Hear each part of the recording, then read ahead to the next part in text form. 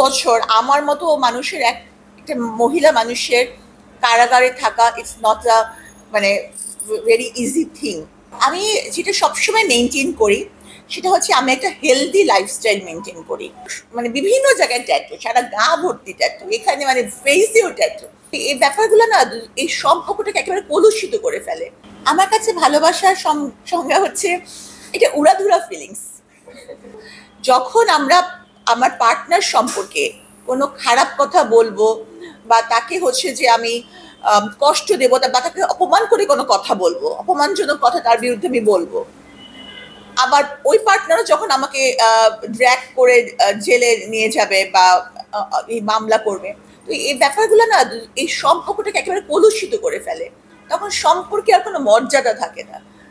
মানে সম্পর্কটা এখন সবার কাছে মানে খুব হাস্যকর বা খুব হয়ে যায়। তো এটা আমার কাছে ভালো লাগে না যে একটা মানুষ যখন আরেকটা মানুষের সাথে 4 বছর ছিল, ভালোবাসা হোক অথবা মায়া হোক, কিছু তো ছিল, ভালোবাসার টানে বা মায়ার টানে তো 4টা বছর ছিল, ঠিক সেই মানুষটার একজন একজনের বিরুদ্ধে গিয়ে পরস্পরের সম্পর্কে এই মানে কলুষতা ছড়ানো, এতে করে দুজনেই যেমন হেরে যায় আর সম্পর্কটাও হেরে যায়, কেউই জেতে না এখানে।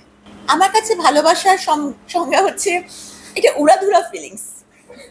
তবে ভালোবাসার সংজ্ঞা যেটা আপনি জিজ্ঞেস করেছিলেন সেটা হচ্ছে আমার কাছে ভালোবাসাটা হচ্ছে একটা উড়াধুরা ফিলিংস। মানে কখন কার প্রতি আসবে এটা কেউ জানে না, এবং আসলে মনে হবে যে তাকে ছাড়া বাঁচবো না, তাকে না পেলে মরে যাব, মানে এরকম একটা ফিলিংস। আসলে ভালোবাসা, আসল যে ভালোবাসা, সেখানে কিন্তু কোনো যুক্তি খাটে না যে এই কারণে ভালোবাসি বা ওই কারণে ভালোবাসি। আসল রিয়েল ভালোবাসে কোনো যুক্তি থাকে না, আমার এটা মনে হয়।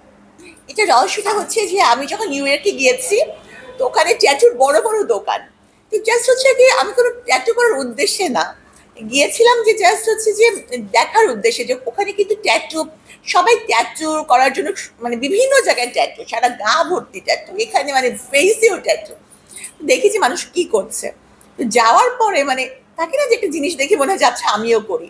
তো দেখে আমি বললাম যে আমার প্রফেশন হচ্ছে আমি একজন কার্ডিয়াক সার্জন, আমার প্রফেশনের সাথে যায় এমন একটা ট্যাটু আমি করতে চাই, কিন্তু কম ব্যথা লাগবে এরকম।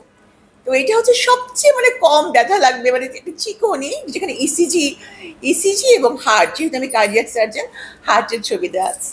আমি যেটা সবসময় মেনটেন করি সেটা হচ্ছে আমি একটা হেলদি লাইফস্টাইল মেনটেন করি। যেমন জীবনে এমন কোনো জিনিস আমি খাই না যে জিনিসটা আমার জন্য ক্ষতিকর হতে পারে।